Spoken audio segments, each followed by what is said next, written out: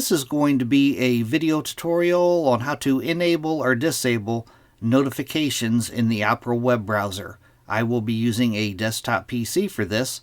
Let me jump over to my browser here. I have the Opera web browser opened up now. To turn on or off notifications in the Opera web browser, it's very easy to do.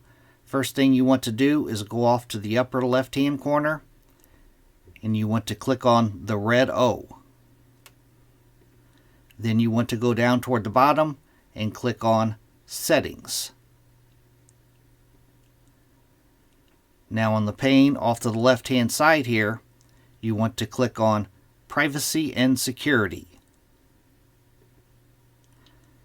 Then in the center pane, you want to click on Site Settings.